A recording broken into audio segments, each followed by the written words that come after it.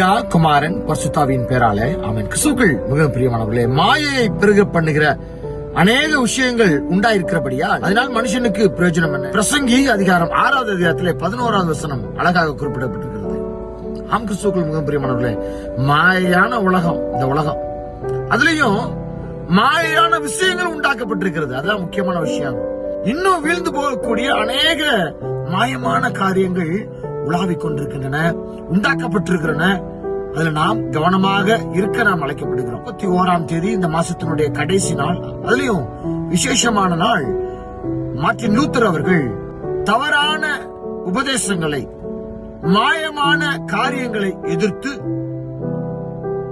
முதலாக தன்னுடைய கருத்தை பகிரங்கமாக அங்கே ஆலய சுவற்றில மாட்டின நாள் இன்றைய நாள்.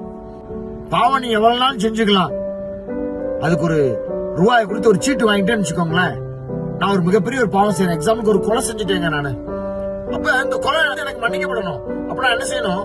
இன்றைக்கு ஒரு காலகட்டத்தில் நினைச்சுக்கோங்களேன், ஒரு 10 லட்சம் ரூபாய் நானு பாவம் மன்னிப்பு சீட்டு வாங்கிட்டேன் அப்படின்னா என்னுடைய பாவங்கள் மன்னிக்கப்பட்டுவிடும். எவ்வளவு பெரிய ஒரு மாயமான ஒரு விஷயம் பாருங்களேன்.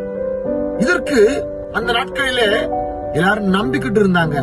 அதை எதிர்த்து ஒரு சீர்திருத்தவாதியாக, ஒரு புரட்சியாளராக, உலகத்துல ஆண்டவர் மட்டும்தான் பாவத்தை மன்னிக்க முடியும், வேற எவராலையும் பாவத்தை மன்னிக்க முடியாது என்று சொல்லி மாயமான விஷயங்களை உடைத்து எறிந்தவர் மார்ட்டின் லூத்தர்.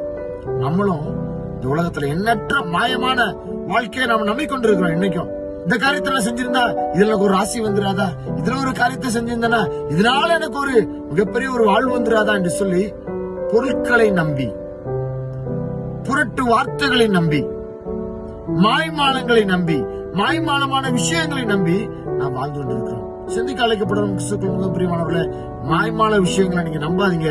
அது மனுஷனை ஏமாற்றுவதற்காக உண்டாக்கப்பட்டிருக்கிறது. ஞானத்தோடு கூட ஆண்டவர்கிட்ட கேட்கணும், ஏசப்பா, நான் பொய்யையும் புரட்டையும் நான் நம்பி விடாதபடி, மாய்மாலத்தை நான் நம்பி விடாதபடி தெளிவான சிந்தனைகளை என் உள்ளத்தில் வைங்க ஆண்டவரே என்று சொல்லி நீங்க கேட்கின்ற பொழுது உங்க உள்ளத்திலையும் சீர்திருத்தங்கள் உண்டாகும். உங்க மனசிலையும் ஆண்டவர் கற்பித்த காரியங்கள் மாத்திரம்தான் செயல்படும். மாயமான காரியங்களுக்கு நீங்க உங்களை என்ன செய்ய மாட்டீங்க, ஈடுபட மாட்டீங்க, அதுக்குள்ள விழுந்து போக மாட்டீர்கள். கர்த்தர் தாமே நம்மோடு கூட மாயமாலமான காரியங்களுக்கு நம்மை விலக்கி பாதுகாத்து ஆண்டவருடைய இறை சிந்தனை மட்டும் நம்முடைய வாழ்வில் நிலைத்திருக்க உதவி செய்வாராக. ஆமென். God bless you.